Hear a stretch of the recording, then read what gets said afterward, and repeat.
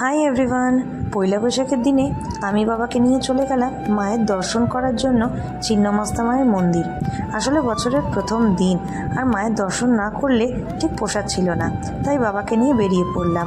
ওখানে গিয়ে দেখি বিশাল লম্বা এক লাইনের মধ্যে যেই দাঁড়িয়েছি তখনই চলে এসছে পুরোহিত জেঠু আমাদের মাথায় টিক্কা দেওয়ার জন্য।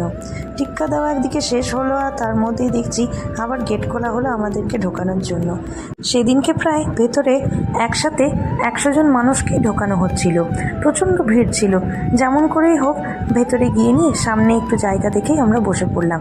তারপরে নামগোত্র ধরে নিয়ে একে একে সবকে পুজো করানো হলো, আর তারপরেই শুরু হলো অঞ্জলি দেওয়ার পালা।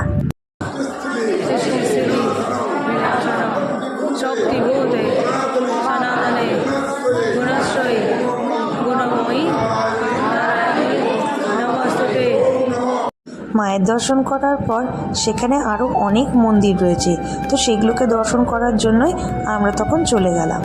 এখানে রয়েছে বজরংবলীর মন্দির, যেহেতু মঙ্গলবার তাই বাবা এখানেই ভালো করে পুজো টুজো করে নিল বজরংবলীর।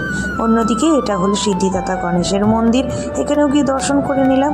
তারপরে গেলাম রাধারানীকে দর্শন করার জন্য।